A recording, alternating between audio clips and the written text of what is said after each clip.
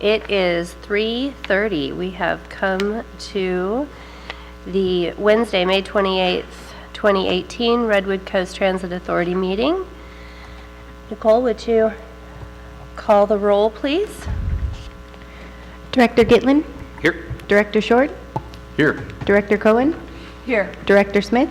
Here. Madam Chair Keim? Yes, I'm here. And let's go ahead and say the Pledge of Allegiance. I pledge allegiance to the flag of the United States of America and to the republic for which it stands, one nation, under God, indivisible, with liberty and justice for all. Okie dokie. Alrighty. We need to approve the minutes from our last meeting of April 18th. I make a motion to approve. Okay. Second. Okay, we have a motion and a second. Nicole? Director Cohen? Yes. Director Short? Yes. Director Gitlin? Here. Yes. Director Smith? Yes. Madam Chair Keim? Yes, thank you. Do we have any public comment? None at this time? Okay, thank you. And on our consent agenda, we're going to pull item 5A. But can I get a motion to approve the rest of the consent agenda? So moved. Second. Nicole? Director Gitlin? Yes. Director Short? Yes. Director Smith? Yes. Director Cohen? Yes. Madam Chair Keim? Yes, thank you. Okay, so Joe, do we need to read the resolution, or she just wants us to vote on the resolution separately? Can you turn your microphone on, please? Yes, thank you. Thanks. Act like I've done this before, right? Thank you, Madam Chair. No, she just asked that this be voted on separately. She thought it Okay. would be a little bit better procedurally than have it on the consent calendar, but I didn't get that input till over the weekend. So yes, there's no resolution, just a separate vote required. Okay, alrighty, so I am looking for a motion to approve and adopt, yes? I'm sorry. Pardon. To adopt the resolution 2017-1809. Second. Madam Chair, I was going to Yes. state that I make a motion that we adopt Resolution 2017-1809, approving a 3-year contract with R.J. Riccardi for RCTA audit services. Second. Wonderful, we have a motion and a second. Thank you, gentlemen. Nicole? Director Cohen? Yes. Director Smith? Yes. Director Gitlin? Yes. Director Short? Yes. Madam Chair Keim? Yes, thank you. All right, moving on, we're going to talk about 2018-19 Short Range Transit Plan. Joe? Yes, Madam Chair. This item before you is the result of an RFP that we released just subsequent to our board workshop in April. And we received 3 proposals. This is for assistance conducting the short-range transit plan that we're about ready to undertake. That will be our guiding document for the next 5 years, and it'll actually project financials 10 years out and capital projects. We received 3 proposals from the RFP, and they were turned over to an independent scoring team. I was not part of the scoring process, although I was on the call when we talked about it. There was a representative from the county planning, from an independent consultant that didn't bid the project that I've known for many years, and a Caltrans representative was part of the panel that scored it. And it was scored with a recommendation of Ronnie Craft Consulting, Mobility Planners LLC, as the #1 selection on two of the 3 ballots, and they were all very close. And that's a recommendation going before you today, is to award the contract at the not-to-exceed budget of $52,000 to Ronnie Craft Consulting and Mobility Planners LLC to perform the project for us. Okay. And what did everyone like most about Ronnie Craft Consulting? They felt the proposal was more customized to us, so they put a little bit more thought and homework into it. And they also liked the fact, and I too liked the fact that it was a different set of eyes, because LSC had done our prior 1 or 2 short-range plans over the last 10 years or so. So they thought that having a new set of eyes that's experienced with rural transit in California would be a good thing. Okay, alrighty. Does anyone have any questions? Yeah, similarly, I just noted that they did have a high scoring in the understanding of the project and experience with similar projects, so. Okay, all right. So, I'll make a motion to approve the short-range transit plan, development plan consultant contract services to Ronnie Kraft Consulting Mobility Planners LLC in the amount not to exceed $52,000. okay, thank you. A motion and a second, great. Nicole? Director Smith? Yes. Director Short? Yes. Director Cohen? Yes. Director Gitlin? Yes. Madam Chair Kime? Yes, thank you. We're going to table the presentation on options to expand the scope and budget for RCTA's transit general management contract until our next meeting.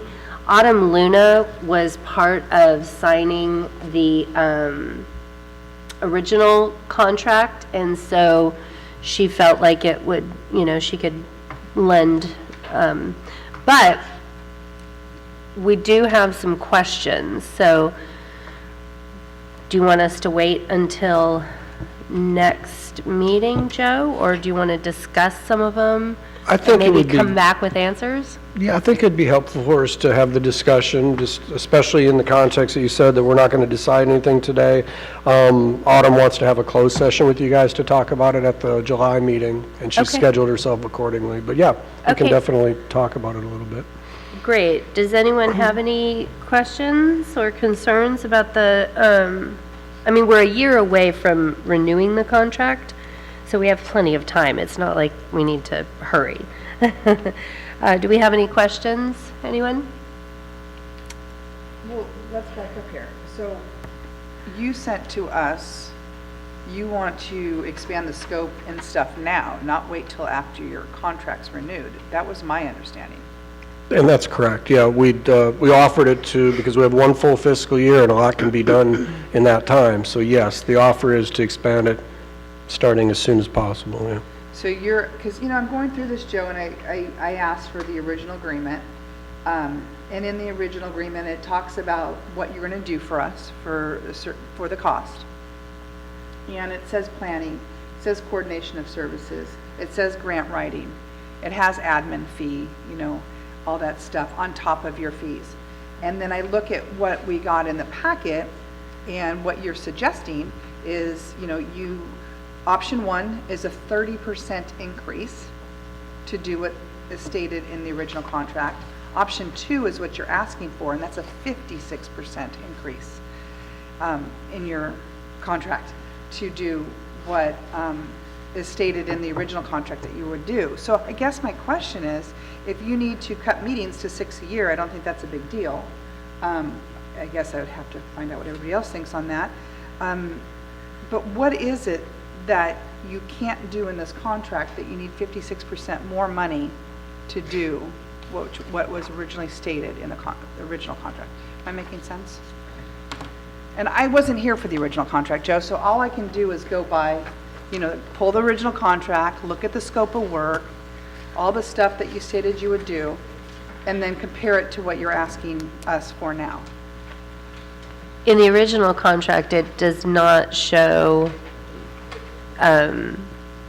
travel, office, supplies. Sure it does. That's travel, hotel, mileage, answering services, miscellaneous admin, all that is in the original contract. It's all in the original contract, except that, Here, darling. yeah. I mean, obviously, there's something missing that you're asking for that much more. I guess I'm kind of curious what it is. There's 2 years into this, we have a lot more experience with what it takes to please this board and make the transit system work and be successful. So then we did at the start, obviously, we were bidding blind based on the RFP. Okay. That didn't even mention paying for clerical services that we were told after the fact had to come out of our contract. That's a small amount, but every little bit adds up. So it's literally an offer, you know, you guys don't have to do it. We'll fulfill our contract for another year Well, I'm at the not rates saying we that. are. I and want, go from there. when you guys came to the last meeting, you arbitrarily just threw out some numbers, like, we need $18,000 more, I think is what the gentleman said. And I said, Right. okay, well, for what? You know, we'd like to see what that, why is that? And then we got this, and it outlined it very well, but then I went back to the original contract. So you're saying that the scope of work that you bid on is more than you thought, it was more than you could handle, or it was more than you thought it was going to be. And I could see, you know, so I guess I'm trying to understand, because it says in the scope of work grants, but that's one of the things that's listed, that you got to do grants, so Well- you need more money, or it's secretarial. I think the only thing that I can see is the meetings, if we need to cut those back, and a line for secretarial. And if there's other items, then please point them out so we can understand, because that's a huge increase. 56% is huge. That tells me that you guys came in and underbid, and halfway through the contract, you're saying, we were wrong, we need more money. And if there is some balance in there, and there's some legitimate reasons, I have no problem discussing it. This part of the original contract, it says, under independent contractor, consultants must provide all their own general overhead necessary to perform the required services, including but not limited to office equipment, clerical assistance, utilities, telephone charges, local travel, insurance, office supplies, and is not entitled to reimbursement for these. I see what you're saying. So that was all in there. That was all in there. And so when we had talked about this before, you had said that the travel was a bigger burden than I think originally you thought it would be. I think the frequency of meetings, which drives the travel, they're Okay. they're interrelated. Okay. If you look through the past history of the meetings, they were like 6 a year instead of 9 or 10. So Okay. that has increased, so that's part of it as well. But if you look, it was a very interesting RFP, and I can bring this to you. I'll bring it back in July for further grist for the mill. But the RFP basically told us what our budget was, and we were not allowed to bid more than that, and it also told us the amount of hours. So it even gave our rate. It gives all sides of the equation. So we bid it or we didn't. Not that we regret it, you know, it's been a great run here, but the RFP basically prescribed the rate and the annual budget and the hours. So it gave us all three sides of that. So maybe Ms. Luna can shed some light on. Yeah, it was an interesting RFP in that it didn't leave a lot for bidding. It said there's And X you're doing a amount for great the job. year, and there's X amount of hours, so So here's what we expected. what we need to know then, I guess, is really, I'm not comfortable with going up 50%, 56%, and maybe other people on this board are, I'm not sure. I would like to know, you know, in my opinion, if we need to go down to 6 meetings, that breaks down your travel, and we need to communicate via email, that's fine with me. But when it comes to grant writing and doing the normal things that need to be done, that was all laid out in the scope of the contract, and we need to kind of look at that. Secretarial was another one. If it's really high, I'd like to know exactly what you guys spent, 16 to present. It talks about 16 to present, but it doesn't give us what you actually spent. So I think I would like to know that, if we need to put a secretarial line in. Joe, could I ask, how many grants were you maintaining when you first came in? It was probably similar to the number we have now, because we've been able to close 3 or 4, but then we got 3 or 4 new ones. So we're in this era now of a lot of small grants. LC Top is every year a new small grant. Yeah, so I think it's about the same amount. We've been successful in completing some, and we've gotten new ones, so it stayed fairly stable. It wasn't outlined in the RFP how many grants there were, though. You know, just, it was a little We vague understand there, maintaining those grants is burdensome, but I was just wondering if that number increased. Thank you. Joe, what is the impact on the budget? I'm looking at option one, I'm looking at option two. First of all, do we have the money to entertain option two? I mean, is this going to put a strain on whether we have that additional meeting or not for your expanded scope of work? I think option one would certainly be a more conservative increase. There's certainly money for that right now. There could come a time in the future where money's so tight that we would want to contract the contract. Option two, certainly if things continue to go well and we're successful with grants, there probably is money for number two. We operate extremely lean with, over $1 million operating budget. I think it's about 1.1 or 2 million, and admin being under 100,000. So that's extremely lean. But I need to do the homework and show you that, how that compares with other agencies. Yeah, my just question hearing stems from, I know you're going to have advertising on this agenda today, and I see that you're anticipating, in option two, we have costs for advertising. Don't we see this as a net gain if we employ an advertising component for a net stream of income? That's correct. It should be. Maybe not the first year, Right. but yes, it certainly should be over a short period of time, yep. So Roger, that's something that we need to talk about today. If we did decide to move forward with the advertising, then Joe's point is he's not getting paid for it. So that might be an area that we would discuss moving forward with the advertising. We would have to add some additional funds towards his contract for that. So, I mean, that would be we could have that discussion today. I mean, it's on here. How do you feel about that? Well, I think that's what I said. We're going to have that discussion today on advertising. It's on today's agenda, yes? Yeah, it's true. It's the next, Yeah, it's next up. it's next up. So Joe, I have a question. The CTSA development, now that's extra money that you would be getting from the LTC, right? Correct. So if it's 10,000 you're getting from the LTC, that's built into your additional costs? Because that money you're getting already, right?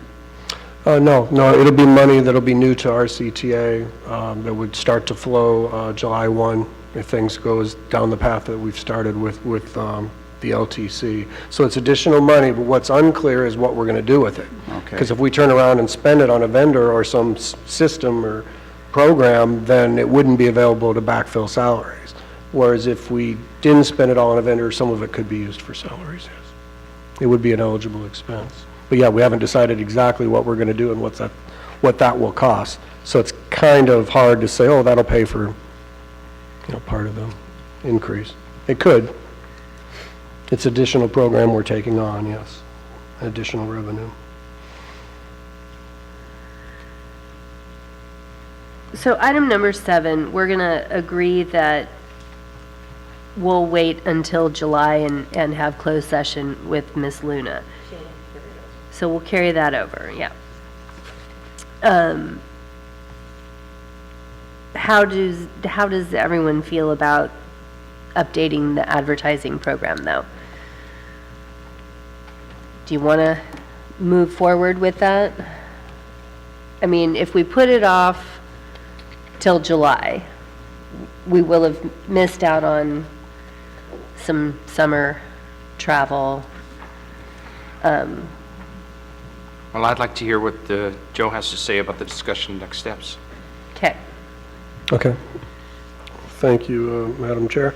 Yeah, this is a brief report. Again, we've gotten the sign maker on board for the model that's evolving because we didn't get any interest from an outside firm to manage and turnkey it for us. So we just need to have someone to take charge of managing the inventory, coordinating the sales, doing the direct outreach, making sales, collecting proceeds, and steering then the advertiser to the sign maker who would take it from there. So that's at the workshop back in April. Dan Herron and I talked with you guys about options there and how we'd be willing to, as one way to expand our contract and provide more value to you guys, we'd take on the advertising under a couple assumptions. One would be we set aside some budget to cover sign-making costs, so we can do our own advertise here sign so that the buses are not empty. When they weren't sold, they would have an advertise here, call my number kind of thing, to bring in leads, so to speak.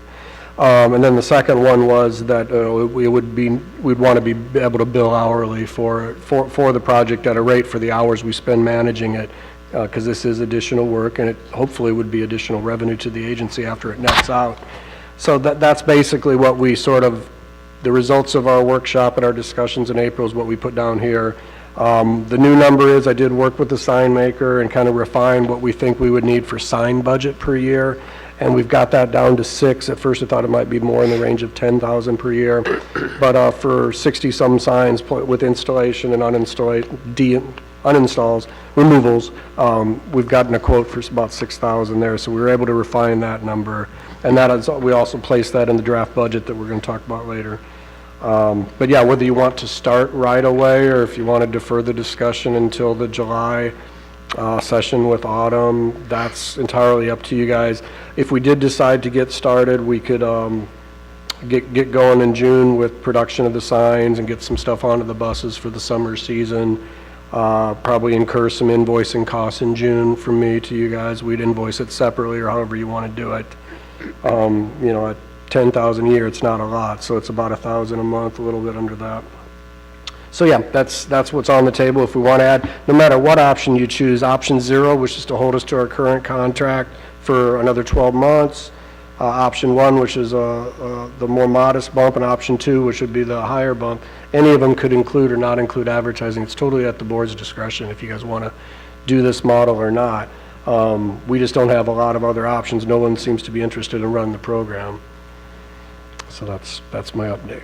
Well, that was my question about contracting the service out. So you don't have any marketeers, I should say, who are willing to say, we'll take care of your advertising and we'll give you a check every month for this. So that does not exist here in Del Norte County? No, not here. And it's even not that easy anymore like in the Bay Area to do this, because we went through this in my past life not long ago. It's just the advertising world, they tell me, is not what it used to be. So the Lamars and the Viacoms of the world are not jumping all over transit to do. There's still some deals out there in the bigger cities, but nobody seems interested in us. We're so far out. It would be hard to service the signage and stuff for them. So yeah, I guess that's, so no interest from the outside world. So then, Joe, so with what you want to do, if you guys do this work, there's money there to support the effort that you want to do? Right. With only this proposal, not counting the, the increases you were asking for. Yeah, if we get this proposal on item 8 is for the seed money to make the program work. So that would be probably 120 or so hours at my current billing rate, separate and additional from the regular managerial stuff for our CTA that we would itemize for you separately on the monthly invoices that Chair Keim gets at the end of the month, and for then work that would be spent getting the program on its feet and getting it going. Hopefully, within a few months or a year, it will be a net positive revenue source for the agency, but there's no guarantees. I don't know. I think there could be some advertising opportunities here. Someone was just telling me the other day they wanted to,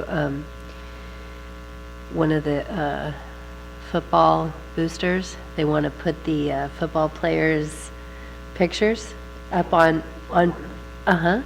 Bring Back Warrior Pride, and they want the football players' pictures on banners downtown.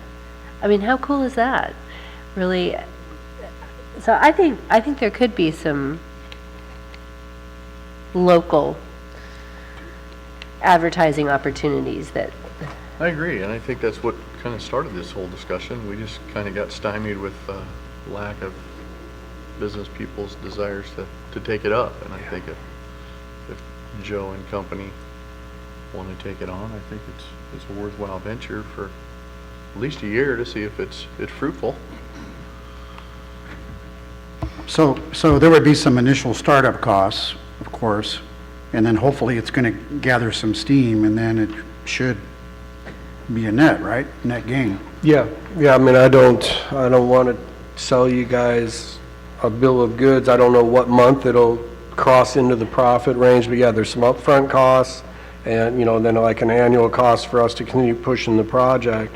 I think, like any program, once it starts to have success, it's going to breed itself kind of, and then I won't have to work as hard to sell space. The advertisers will be kind of in the queue, hopefully, and it'll be easier to sell and less work. It'll be more managing the uninstallation and the installation of the new creative, and but there's always going to be some work, and that's why we sort of put it in there hourly in case the market doesn't pop very good. At least we won't be totally out for our efforts. So, yeah, I think it could be profitable within a year, especially the latter 6 months of the year. It's going to take a while. As I was mentioning, I think to Madam Chair, we have another project, but it has some money in it. This first year, it could actually help promote itself and buy some of our advertising. So we sort of have a potential client in one of our grants out there for the student project. So that's the kind of stuff, the exciting stuff that can happen, but we need to have a program in place. I've gotten a couple of calls over the 2 years of people wanting to advertise and knowing what our program is. Like, we don't have a program yet, we're working on it, call us back kind of thing. So I think there's other demand out there. It's just, we need to have a flyer, we need to have something set up for them to act on. How many signs per bus are we talking about? Are we just talking about the back of the bus? Like if I'm driving, I would pull up behind the bus and see it, or is it on the sides as well? We're not talking about wrapping the bus, Mr. Right, unless you guys want to. No, I Yeah. hadn't envisioned wrapping, because I hate what it does sort of to the look of the No. fleet and our brand. Right. But with that said, our brand is sort of, it's not that bold anyway, so I was thinking we could do 3 signs, all Okay. the same size, but a tail sign on the back and one on each side. Okay. And I've been working with Nick to make sure we found a standardized sign size that should fit on almost every vehicle, I think, except maybe one. So, yeah, we were looking at like 18-inch high by like 48 inches wide, so it'd be very much a landscape shot. So that'll be a little bit constraining for your graphic designer, but it's still, there should be some pretty good signs, and that'll fit on most all those fleets. So that'd be 3 inventory per bus, so about 40 spots, 39 spots Okay. on the 13 bus fleet. We haven't gone through rates. We haven't gone through that yet, but Or probably. acceptance of what kind of products we'll accept for advertising. Right, we'll need to have a policy to handle content, and we'll need to come up with some pricing structure. And the sign would basically say, advertise your product or service on this bus, 1-800, whatever the number is. Yeah, the advertise here sign would do that to help us generate our own, leads, get people to call us. Yeah. Okay, so maybe my question should be, obviously, you've talked to somebody to do it. There's a cost to make those signs. Right? Yes. You have to look at the cost we're going to charge so we know what kind of profit is. You've had to have looked at something because you said at some point there will be a profit. So what is the cost of an 18 by 48 sign? They're about $100 a piece installed. Yeah, we got that price because we needed to Okay. quote what we needed for our own self-advertising side. So So we got that obviously number. it's going to be over 100. Okay. Okay. So if we put one on every single bus, we'd be looking at like 3,000, Right, 3 signs. In cost. yeah, right. just in cost. Up front, right, and then as buys get made and come on and off, we'll need some more, because these vinyls can't be reused. Once you pull them off, they're usually garbage.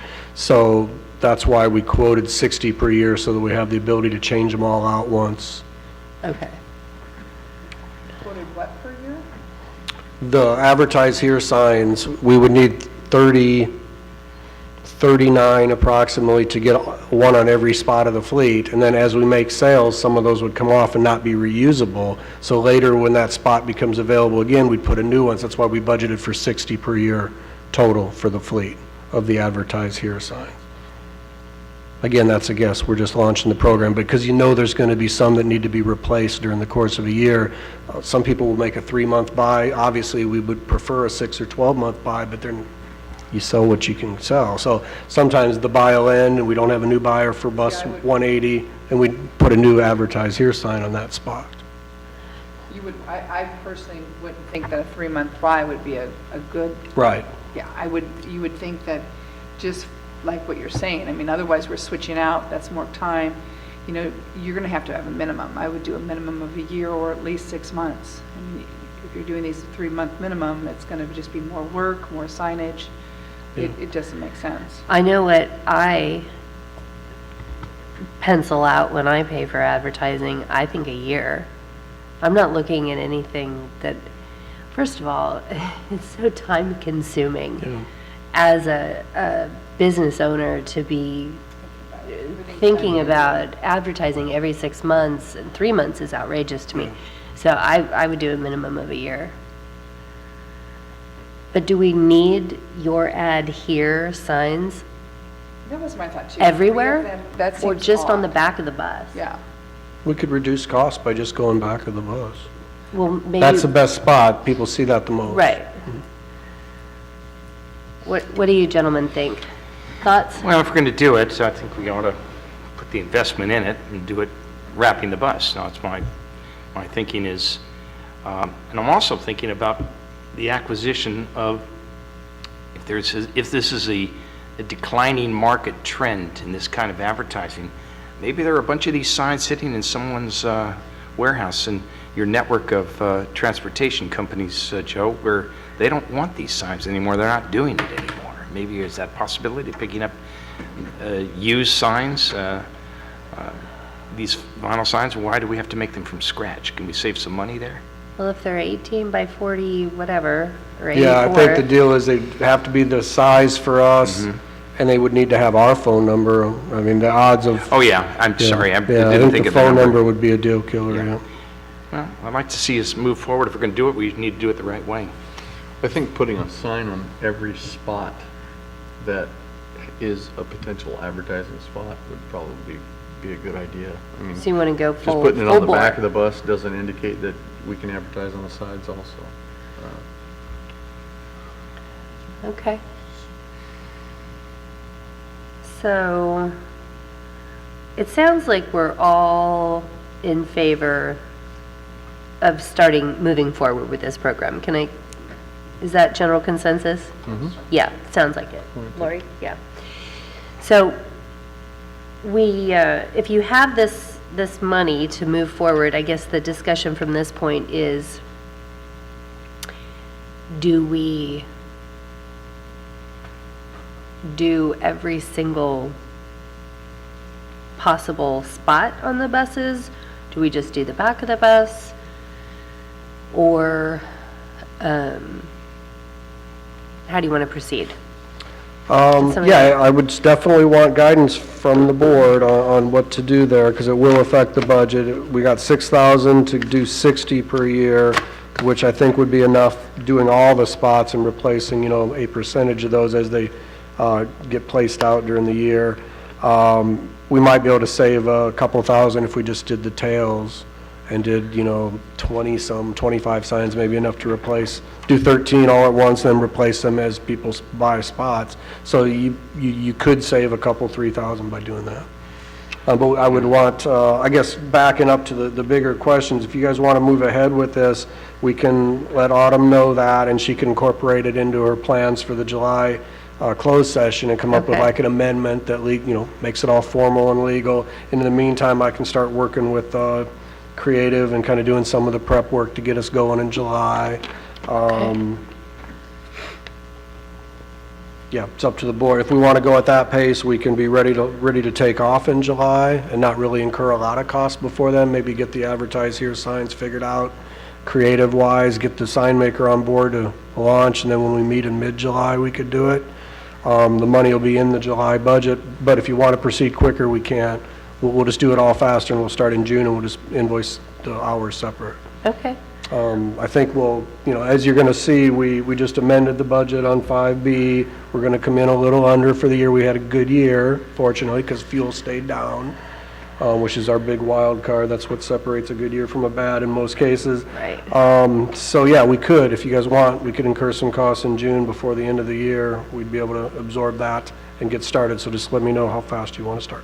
Okay. Would somebody like to make a motion, or? I'll make a motion to have Joe start moving forward on the advertising plan. I'll second that. Okay, we have a motion and a second. Is that as stated in the proposal? Or, which would translate to me that we're going to advertise on all spots on the, Oh, so we're going, yeah.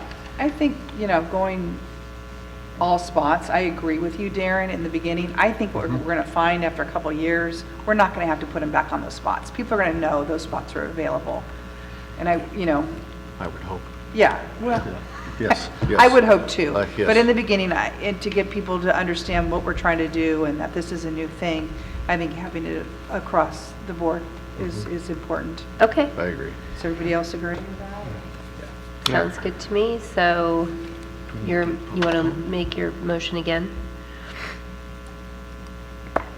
I didn't change it, it's the same, it's just a motion to go Okay. forward with the marketing plan as stated, because As stated. as stated, it's showing all spots, correct, Joe? Yeah, Except Yes. that it has 60. Yes. They want 60 for replacements. for replacement. Yeah. Right, but we're not going to need to replace if we're putting advertisers on there.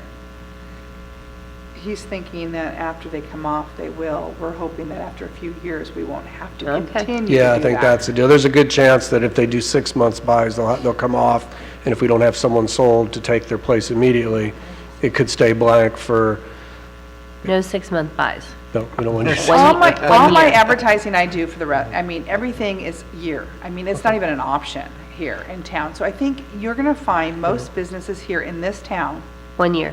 whether it's newspaper, the Go Books, they're all a year. I mean, I think we need to stay, if you come back to us after, and say, we've really been pounding the pavement and people are asking for it, then that'd be a different thing. But I know when someone comes to me, they said, here, this is it, and it's a year, and okay, We're inundated by advertisers. And I don't want somebody coming after me every 6 months for more. And I just do it for the year. It's easier. Okay. So- So then I'll come back in July with a big update to the program and Okay. some real progress. Now that we have the green light, we'll go with 1-year minimum buys. Okay, so let's vote on that then. So, oh, yeah, we could have public comment. We should probably do that. Any public comment on our advertising program? Okay. Oh. Come on up to the microphone. Thank you. Should I state my name for the record? That'd be great. I'm Roy Johnson. I'm the campus director at College of the Redwoods here in Crescent City. I would say I totally understand the idea of a 1-year buy. Organizations like the college, which might be interested in something like this, would certainly not buy a 1-year deal. It would be obsolete quickly. So some of the organizations that work in kind of shorter time frames might be more interested in something like this. If there were an option, it might cost more per day to do a shorter option, but something like that might be more appealing to organizations that kind of have a revolving schedule that changes frequently. Okay, so you would Theoretically talk be about your interested summer in something session like, or- yeah, or a new class that's coming out in the fall that we Okay. really want to get the word out, or something to that effect. Yeah. So let me ask you this. If we were to offer you a year contract, that you could change your advertising message. There you go. you do that? That might be something that would be more interesting. Okay. certainly, Okay. But So the those are ability things to that's good to swap know. out those Yeah. signs with some frequency would probably be appealing. That might be an option. Yeah. Okay. Because we want you for a year. I hear you. Thank you. I appreciate your input. That's a great point. Okay. Director Gitlin? Yes. Director Short? Yes. Director Cohen? Yes. Director Smith? Yes. Madam Chair Kine? Yes, thank you. That's great. That'll be wonderful. I can't wait to see what you come up with, Joe. Okay, so we are going to review and approve summer 2018 service charges, the realignment for Route 20 and 199 to provide direct service to College of the Redwoods and reallocate late night Route 20 trip to a midday trip. Talk to us. Thank you, Madam Chair. This is we've been pretty good about doing annual service changes and not having to do changes in the mid-year, which is good because that saves everyone a lot of work. Last year, you might remember, was much more involved because we had to do some service reductions that were significant in nature due to an immediate loss of funding that we have weathered so far, and things are, as you're going to see in the budget presentation coming up, things are generally looking cautiously better. So this year, we wanted to basically stand pat with the system, with the exception of a couple of changes that would specifically support our new student-free fare package and promotion that is grant-funded and is generating a lot of excitement. As you see, Rory's joined us here today, and we're so glad to see him. So the changes we're suggesting this year would be probably effective July 1st. We'd love to pull them a little faster than that, and but no later than July 1st. Summer semester at the College of Redwood starts, I believe, June 18th. So I think we could do the free fare thing and launch that, have that be immediately available to the summer school students. Realigning the buses is a little more involved and a little more work, so that may end up running to the end of June before that can be implemented, assuming it's approved by the board today. The details on the changes are on page 2. So when we did outreach in our recent markets research to College of the Redwood students, loud and clear was an issue that the regional buses don't go to the college. So especially for folks that maybe live Smith River or up on Lake Earl Drive or out in Gasky or Iuchi, they have to come in, go down to the Cultural Center, transfer, sometimes wait a while, then go back to the college and backtrack. So that wasn't popular. So they're like, why can't you guys stop at the college? And we could, so that's part of this solution. So the solution would be to realign the north segment of Route 20, which is from Cultural Center up to Lucky 7 and Smith River, realign that to go over to the college on its way to and from town, as well as the Route 199 that currently, we sort of did something like this a year ago. We started having 199 serve over at the Walmart area on its way to and from Gasky to try to encourage increase ridership and make it more convenient. So this would keep that. We'll have to move, probably for timing, we'll have to move the service out to Washington there by the hospital, but it'll still serve that area. There's medical there, and also serve the college on its way to and from Gasky from Cultural Center in Crescent City. Both changes add probably about 7 or 8 minutes of running time to the routes, but we've been working with operations. It looks like we can absorb that and still meet our obligations on both ends. We'll have to monitor that closely over the next year to make sure it doesn't encroach too far on recovery times at the end of the routes or meets. But we think it can be done, so the costs are virtually zero. There's slight costs for that. The item 2 on the service change is reallocating the late night round trip to Arcata to run it during the midday when it can meet more diverse travel market needs. So right now, and for as long as I can find, probably 10 years or so, we've been running this late night trip that leaves Crescent City in the 7, 8 o'clock hour, arrives Arcata about 9:30, and then leaves at 11:10 p.m. It's changed a little over time, but that trip's been in place for many years, and it doesn't produce well. I'm sure Mark had it set up as part of getting the Greyhound Interline partnership off the ground a few years ago, because it does meet, that's its purpose. It meets that late night arriving Bay Area bus that leaves out of Oakland, I think about 5, and gets up here, at 11 o'clock when it's on time. And but we're only pulling 1 to 2 riders per night out of that. In fact, maybe under 1, and I've got folks here from operations that can talk more about that. But we've been keeping a real close eye on that because we have this huge gap during the midday that we heard nothing but hatred from in the outreach, because you have to go for the whole day down to Arcata. You have to leave in the early morning and can't come home till early in the evening. So this would fill that in if we were to modify this last trip. I'd like to run it as far south as Klamath, because we do, if you just look at the trips ridership, it gets like 6 or 7 or 8 a night, but they're mostly all just going to Klamath. After that, it's really paltry. Excuse me, I had a feeling this was going to melt down. So anyway, what we'd like to do is short-term that night trip at Klamath and turn around and bring it back, so it'll get home here about, I think it's about 8:30. No, I'm sorry, we get to Peme at 8:30 and get home about 9 o'clock. And then the rest of the hours, so the rest of the trip would not happen, and we would move that to a new midday trip, which would leave out of here in the late morning and come back just after lunch. So that would break up the huge temporal gap in service. So if you went down in the early morning trip, if you can do your business in a couple hours, if you got one class at HSU, or whatever you can do, you can come home right after lunch, or you can come down at lunch and come home on the bus that leaves at 5:50 p.m. That gives you like 5 hours to do business. So I think that'll be more usable, plus tourist friendly if we ever get there. So to wrap up, because I can't talk anymore, we proposed this to Greyhound in an email. I got passed through to the right person, supposedly, but then they haven't replied to me after I explained what we're doing. So I don't know how they're going to react. They're an interesting group to work with. But if they see the numbers, I don't see how they could call us out too much for discontinuing something that's carrying one or two people per night. So I suggest we do this effective like July 1.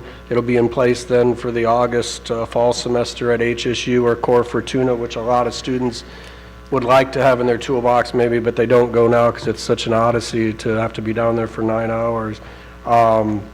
And I think it's consistent with what the boards wanted to do over time with making our route a little more tourist friendly.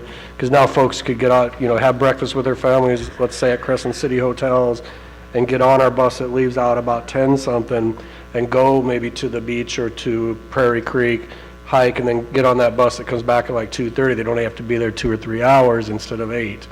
So I think it's a step in the direction we want to go. Whether it'll bring throngs of tourists to our bus, I don't promise that, but I think it'll help because it'll cut down on what's a huge barrier to usage right now. So I Sounds suggest good. we do this. I like it.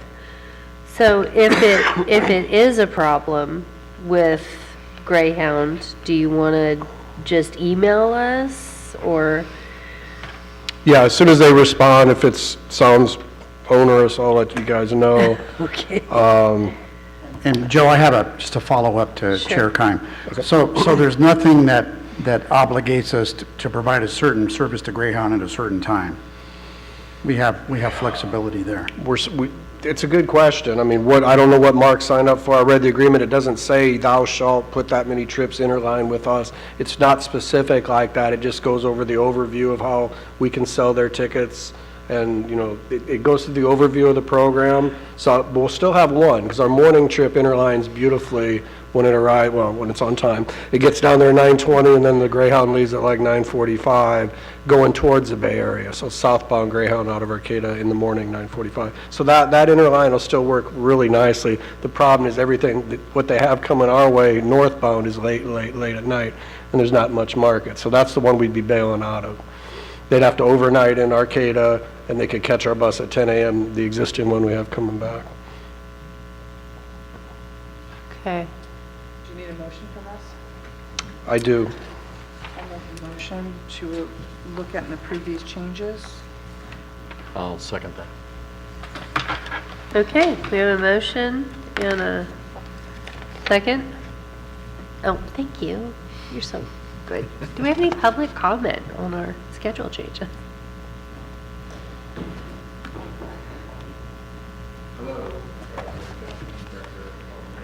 Campus. I'm here in support of this particular agenda item. I've been working with Joe here for a while on the logistics of some of this. The grant that will supply free ridership to CR students is really exciting for us.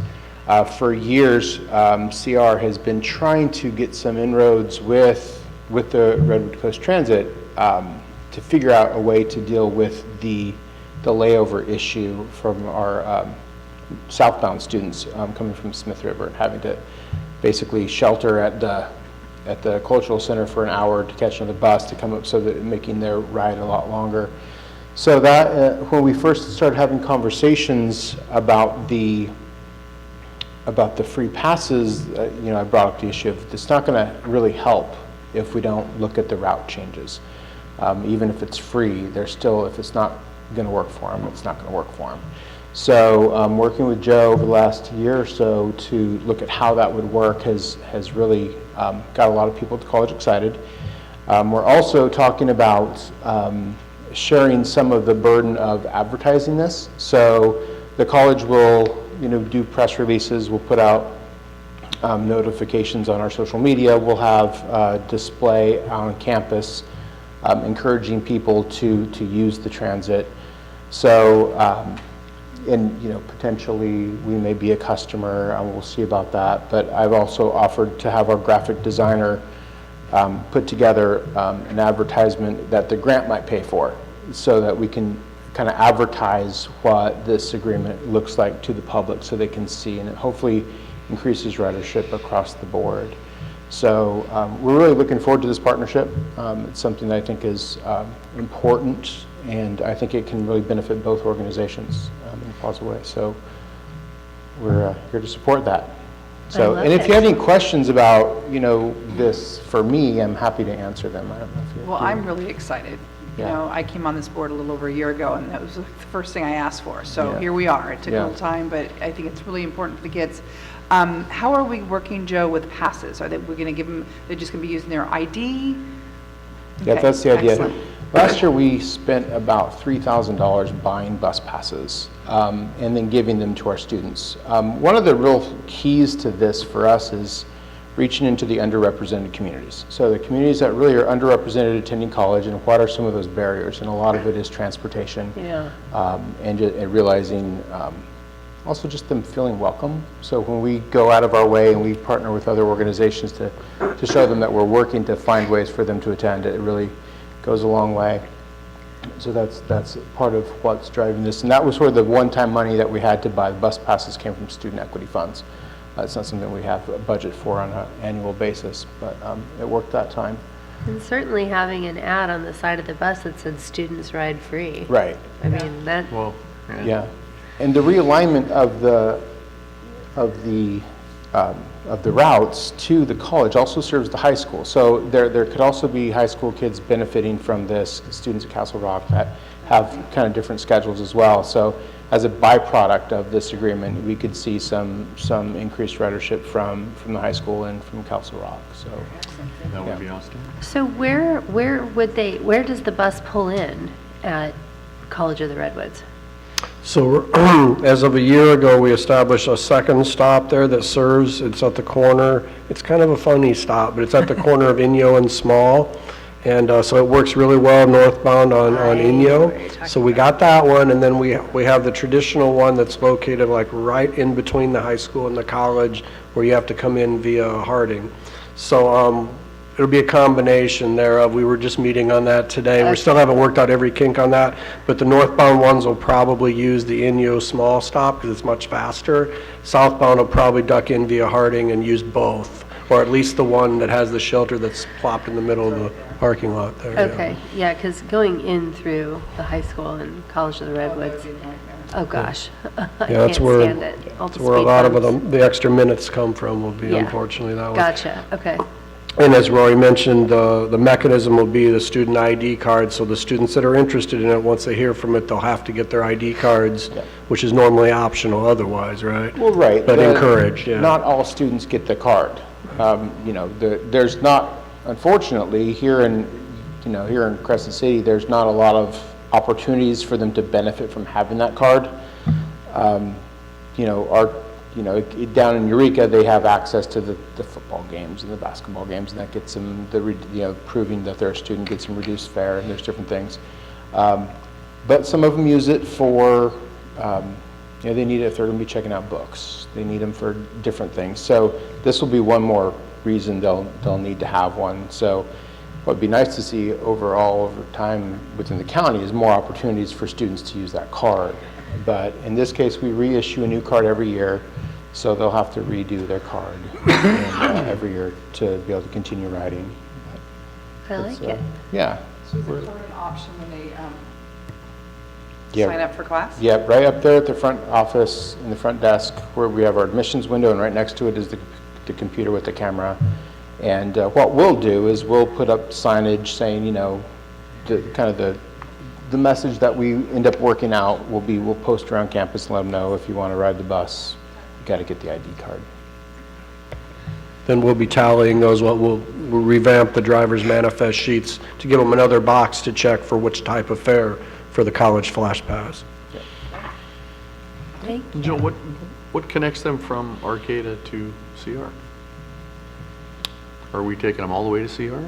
Yes. We are. Oh, no, CR for the Eureka campus. CR, the No, Eureka no, campus, so at that point, we have not worked that out yet. Okay. So they'll need to probably take Humboldt. Yeah, Humboldt Transit does go from Arcata in the same, where you guys drop off there, so they can get there. Yeah. And we don't have a huge number of students that will probably utilize that. We'll see how the schedules work, and there's always going to be that. By the time they get down there, get on the Humboldt Transit, get out to Tompkins Hill Road, take their classes, get back to Arcata to catch the Redwood Coast Transit back up here. I mean, you're talking a 15-hour day for 1 or 2 classes. We do have students who commute, particularly RN students, but, you know, we're working on that too. I know some Exactly. kids that want to get in that RN Yeah, I program. know. It's- Getting there. We're getting That's flooded been with another year and a questions. half, but we're getting there. Well, thank you very much for your input, Rory. Yeah, I thanks, Rory. appreciate My it. pleasure. Thank you. Thank you. Thank you. Okay, so we've had a motion, we've had a second, we've had public comment. Thank you, Darren. Should we? Director Gitlin? Yes. Director Smith? Yes. Director Cohen? Yes. Director Short? Yes. Madam Chair Kime? Yes, I love it. Okay, moving on. Excuse me. I know, I'm sorry. I do, I sound just awful. I'm Oh, very sorry. nice of you to say.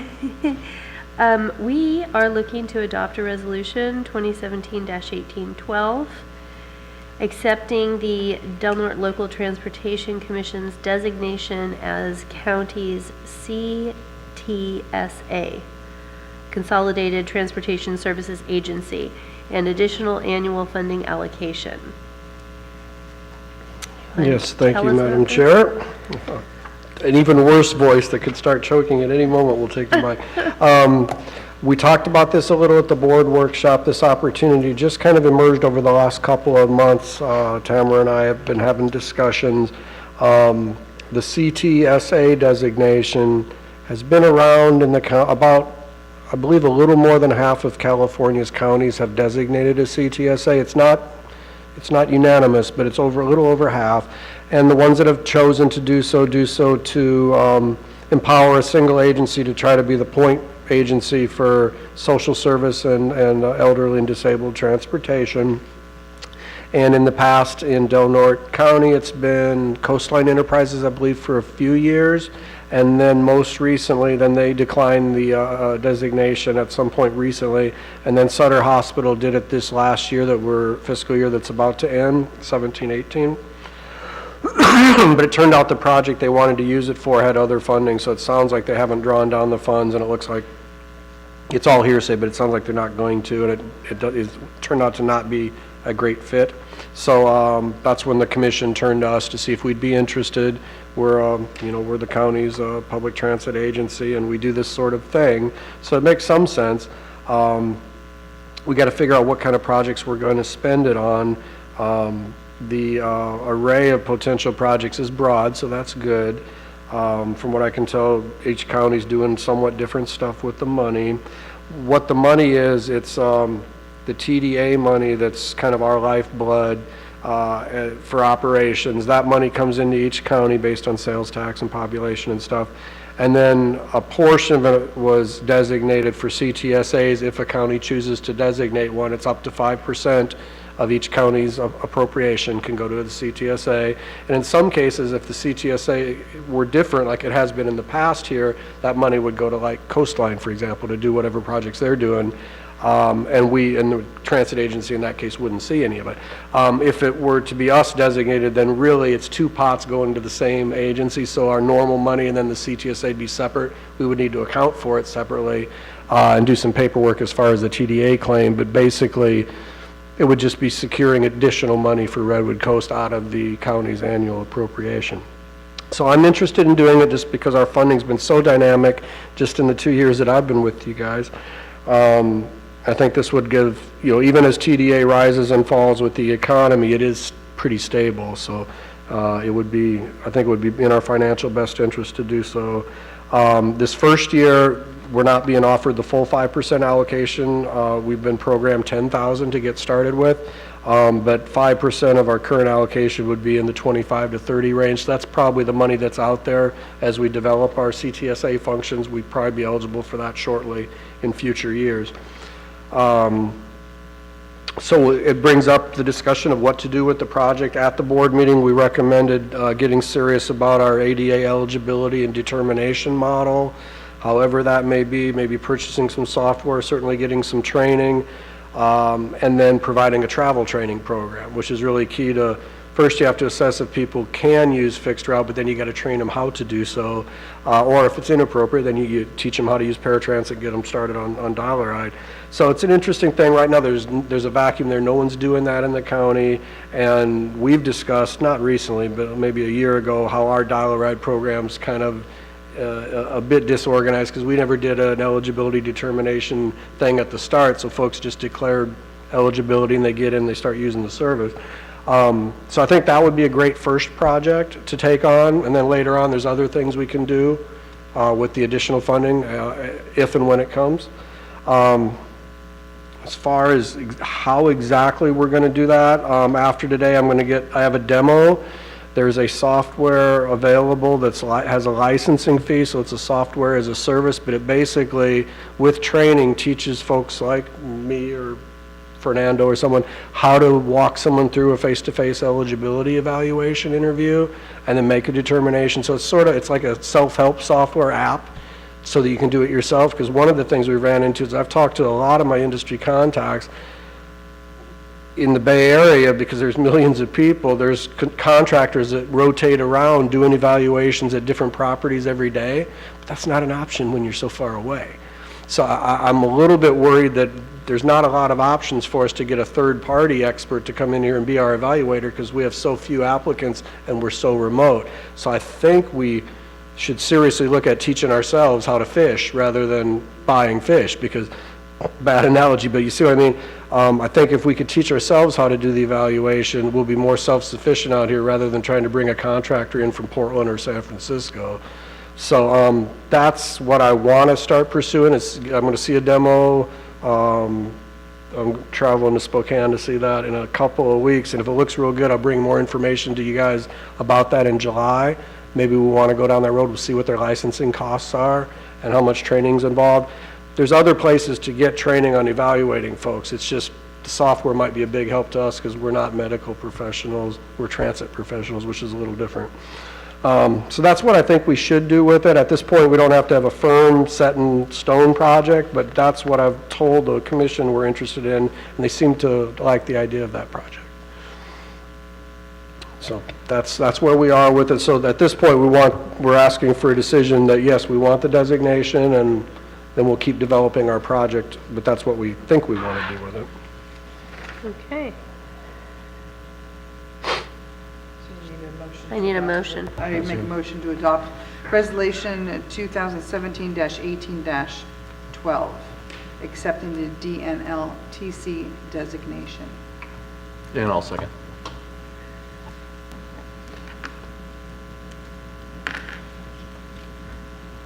Are we good? Do I need public comment on this? Yeah.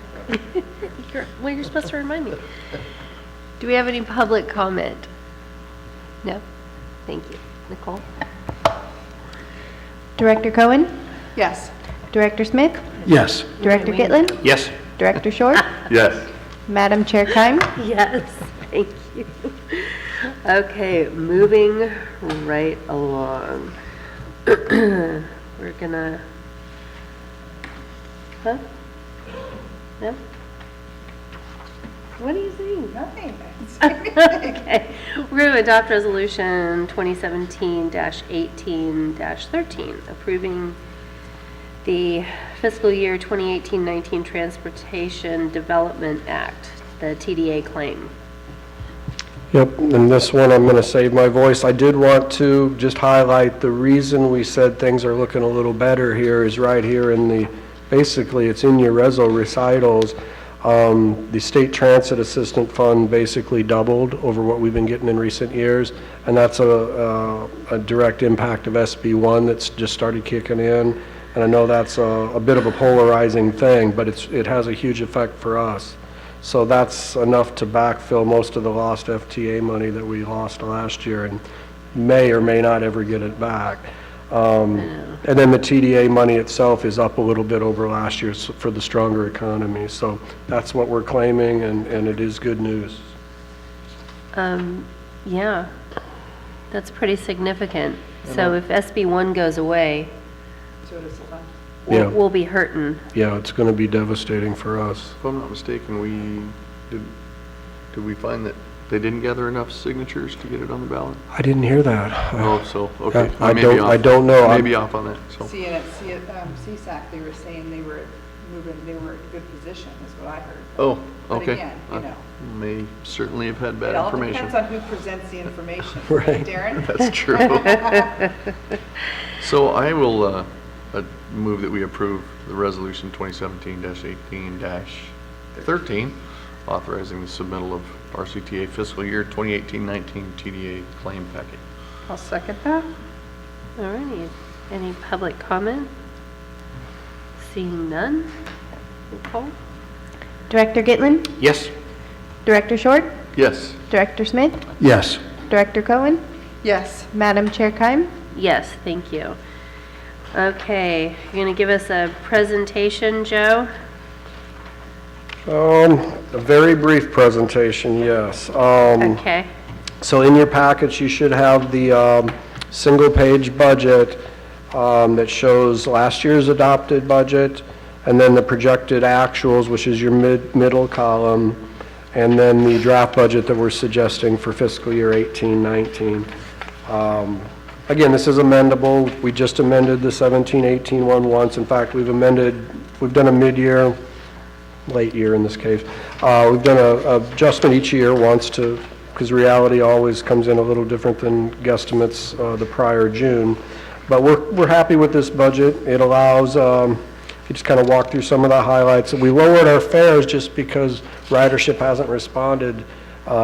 This is more in line with reality. Last year, we sort of stubbornly hung in there at the 200,000 fare level, but it's coming in lighter than that. We know we lowered some of the fares, made them a little more equitable. So far this year, that's cost us some fare box. So we're projecting basically just a little more than we're getting this year. So hopefully there'll be some ridership increase. Certainly the students that are going to be counted with the new program, those fares will get in here. So that's kind of an extra bonus of that one. We talked about the rising TDA and STA funding. The PTI MISCA that's the one that carries over from year to year. It's our capital money, and we spent down a considerable chunk this last year when we bought those buses, unleveraged, so we bought them all with PTI MISCA because we were so hurting fleet-wise. But going forward, the drawdown will be slower because we're going to use it for local match if all goes well. So so that's down to, we're about to receive our last allocation in the month of June from this bond that was, 10-year-old bond. So this will be the last money we get, and that'll leave us with a balance of just under $650,000 for capital money and we have a few years to spend it, not forever, but a few years. The Prop 1B CT SGP, I can't even tell you what that means. Community Transportation Security Grant Program, something like that.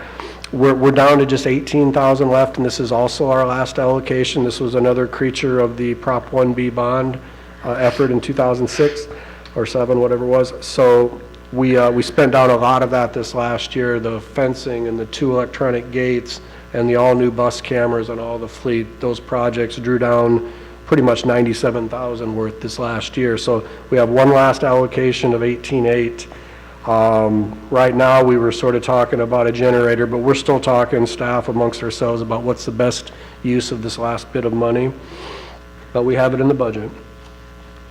The LC Top program in this column is reflects some carryover money we didn't spend from last year, and then the new allocation, which is a little over 30,000, and both of which will be put against the student free fare College of Redwoods program for next fiscal year.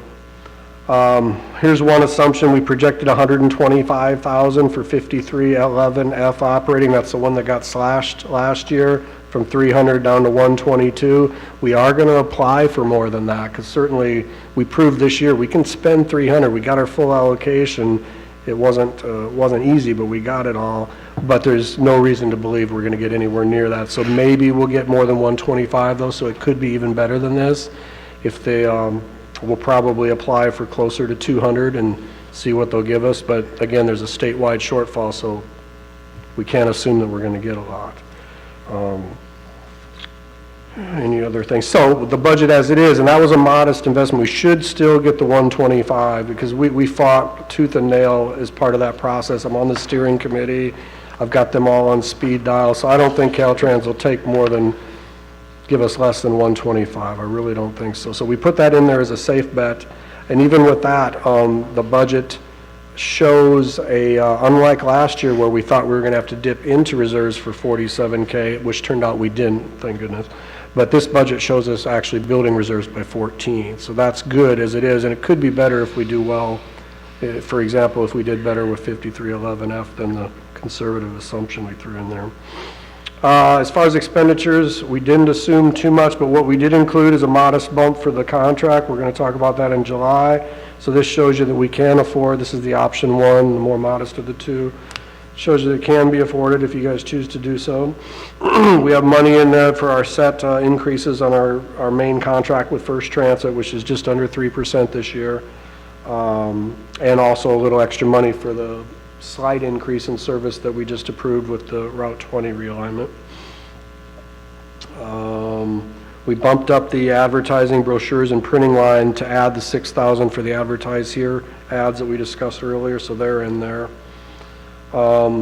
We again buffered against fuel price increases, which I'm still concerned about, so we left those numbers fairly high. Hopefully we come in under budget again. That's always a good thing, but in case, it's good to have them in there.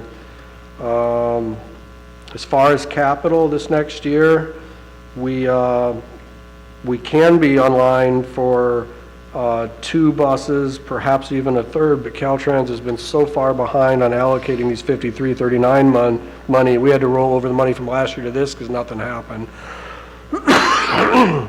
So we just need to probably scream louder and lean on them more, and hopefully that helps them move those 5339 capital funds to us, because we'll use those for over 80% of our bus purchases, allowing us to maximize that PTMISEA money that I talked about a minute ago. We leave 20,000 in just kind of contingency capital funds for facility improvements around the shop. There's a lot of needs there. We did another walkthrough yesterday just looking at stuff, so I've asked operations to put a wish list together, and we can start trying to get pricing for them. And then this shows then that the PTMISEA balance will draw down to 584 if everything goes exactly as planned throughout the year, which is not likely, but that's the target. We have 38,000. Oh, one thing I didn't mention, another reason to like SB1 or at least not hate it. There's another pot outside that 201,000 that we talked about that we're dedicating to operating. There's an additional new program called State of Good Repair, SB1, that's going to give Del Norte 38,115 per year. It's probably fairly steady, so we'll just dedicate that to ongoing bus stop projects. That's about as much as we can deliver in a year with staffing such as it is. So that's been programmed for bus stop improvement. And I'll take questions then. When you're almost to the last items there, you queried your staff about how to spend that leftover PTMISEA money, and you've been screaming about garage doors at the facility for so long. I was just kind of wondering what other priority projects staff would have identified. A couple come to mind. The fencing apparently along the south row, which is a pretty long, we have a rectangular leased lot. Along the south lineage, the fencing's apparently not built to code, and the poles are too far off center from each other. So that's going to need to be redone in order to have barbed wire on the top. I think it goes, that fencing's been there for a few years, but apparently the poles are too far apart. They need to be no more than 8 foot or something. I just heard about this, but that sounds expensive in order to get barbed wire on that south-facing section. Without it, it's, in theory, easily to scale and jump into the yard. In addition, painting of the building and some structural and superficial repairs. The building's looking pretty shabby if you start looking really close, so it needs a paint job. There's a number of areas that need repair. So those are in there. I'm trying to think of what else. And possibly a pedestrian gate to get out the south side for potential evacuation needs. And the security lighting on the back door by the break room is not up to code either. So a lot of it's just kind of getting up to code kind of projects. Little things adding up.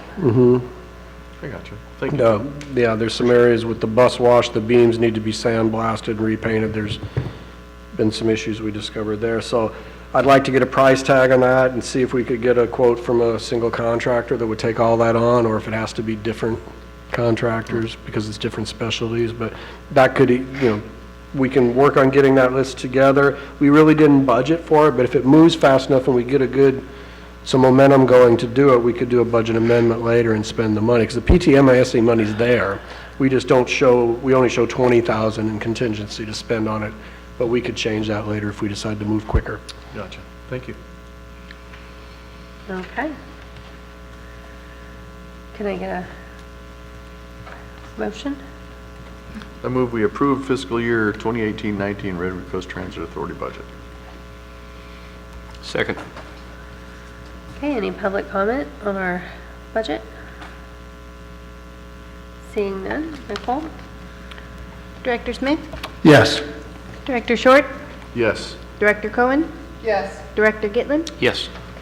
Madam Chair Kime? Yes, thank you. We have a verbal report. I don't have much further to add. I did want to update the board on the Safeway stop. The red curb's in. I spoke to the store manager. Cart corral's going in soon, any day now. So we're going to start using the stop. The red curb's been put in place, although we are going to come back and ask the city for a few feet more. But yeah, so that project's about done, fortunately, and so that's exciting to report. There was some snafu with the city volunteer crew, had some problems with the glass, and then we provided them then with new brackets and plexiglass. So now I talked to Jason today, and he's going to get it in ASAP. So Okay. it's been a project. Okay, sounds good. Do we have a operations report? A brief one? Pardon me, Joe, did you say the city volunteer crew? Yeah. There's a crew from the city that's volunteering to do that? I think they volunteered to do it to help us out during the whole project. If they bill us, if Eric bills us, obviously we'll pay, but I believe they're kind of doing it as a partner. Yep.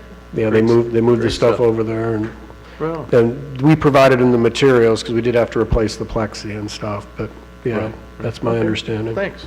They're awesome. Thank They're you. awesome. Yeah, working together. Absolutely. It's a great thing. Madam Chair, Kime, members of the board, I'm Kevin Rucker with First Transit. I'm here filling in for Chuck, and I wanted to give you guys a brief update on Chuck. We expect him back on June 1st. Great. So by the next board meeting, he should be standing here in front of you again. Oh, So that's wonderful I news. Thank spoke you. with him late last week, and he's doing much better. So just on a very quick update, personnel-wise, we hired a new driver this month. He should complete training late next week. So staffing is looking actually very good for the drivers. That's more than we've had driver-wise in a long time. So we're very happy with that. On the vehicle side, right now there are no vehicles down long-term, with the exception of that adopted bus which Nick tells me he is working on. He did some work to it last week. He's got some more work scheduled, and it should be up and going in revenue service, he hopes, within another 30 days. There are no major repairs. It's just a little bit here and a little bit there that he needs to finish up on it to get it in revenue service, get the radio in it and that kind of stuff. Our fare box instead of the fare box that was in it when it came. So just stuff like that, minor little stuff, nothing big. Other than that, there are no further buses down on a long-term basis. Great. So all is good. Thank And you. that's all I had to say. Well, thanks you. for filling in for Chuck. That's part of the advantage of a big company is I'm down from Tacoma, Washington Oh. I've been here since the end of April. Okay. So that's kind of the advantage is we can easily move folks around. I So, know Tacoma well. yeah, well, Lakewood. Okay. So, yes. Very good. Thank you for your time. Thank you. Okay. Do we have any announcements? Anything anyone would like to share? Nope. Okay, well then I guess we'll adjourn this meeting at 4:51. Joe, what's the next date of the next meeting? July? July. I've got July 18, third Wednesday. I think it's the 18th. That's going to be a closed session, right? Yeah, we'll start with the closed session, but there'll be some regular items too. See y'all then. Sounds like a plan. And thanks again to Kevin for coming down and helping us out. It's been very good. Can't say enough about that.